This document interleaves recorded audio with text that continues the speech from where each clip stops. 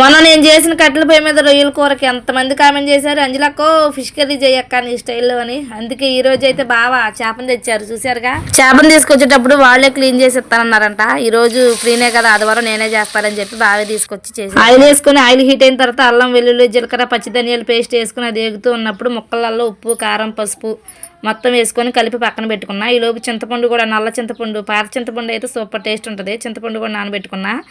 ఇంక ఇప్పుడు ఇదైతే ఎగిపోయింది మసాలా మిశ్రమం అంతా. దీనిలో కొంచెం సాల్ట్ అని కొంచెం కరివేపాకు సూపర్ టేస్ట్ ఉంటుంది ఫ్రెండ్స్. వేసి అది ఏగేలోపు రాత్రి పాలు కాగబెడతా మర్చిపోయా, ఇరిగినాయి అనమాట, కలాకాండ చేసేసా.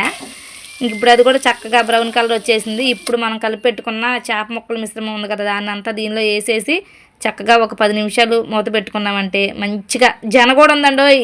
ఈ కర్రీ అంతా హాఫ్ కుక్ అయిన తర్వాత జన వేసుకోవాలన్నమాట. ఇప్పుడే తిప్పుకోవాలి, తర్వాత కర్రీ అనేది తిప్పకూడదు. ముక్కలు స్టార్టింగ్లో వేసినప్పుడు తిప్పుకొని మంచిగా ఒక 10 నిమిషాలు మూత పెట్టుకున్నామంటే తర్వాత చక్కగా దానిలో ఉన్న వాటర్ ఇదంతా మంచిగా అబ్జర్వ్ అయ్యి ఆయిల్ పైకి వచ్చి ఎదుగుకోండి. ఇప్పుడు దాకని ఎట్లా ప్రెస్ చేసుకుంటే ఎగరయ్యాలి, గంటతో తిప్పకూడదు, ముక్కలు చల్లా చెదురైపోతాయి అనమాట. మంచిగా కుక్ అయిన తర్వాత ఇప్పుడు చింతపండు పులుసు కొంచెం సరిపడా వాటర్ పోసుకొని మళ్ళీ ఒక 10 నిమిషాలు మూత పెట్టేసుకొని మంచిగా ఉడకబెట్టుకున్నాం.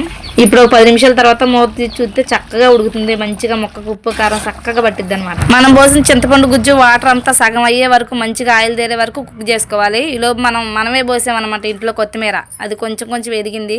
ఇంకా తీసి క్లీన్ చేసుకొచ్చి కొత్తిమీర కూడా వేసేసి గరం మసాలా ఉంటుంది కదా, గసగసాలు ధనియాలు మొత్తం వేసుకున్న పై మసాలా అంటాం, అది కూడా చక్కగా వేసేసి మళ్ళీ ఒక 5 నిమిషాలు సిమ్లో పెట్టి మూత పెట్టామంటే గుమ్మగుమ్మలాడే చేపల కూర రెడీ అయిపోయింది. అంజలి స్టైల్లో ఎలా ఉందో చెప్పండి. అందరూ కూడా నచ్చితే కనుక లైక్ చేయండి. ఇలాంటి మంచి వీడియోస్ కోసం అంజలి పల్లెటూరు బ్లాగ్స్ ఛానల్ సబ్స్క్రైబ్ చేసుకోండి.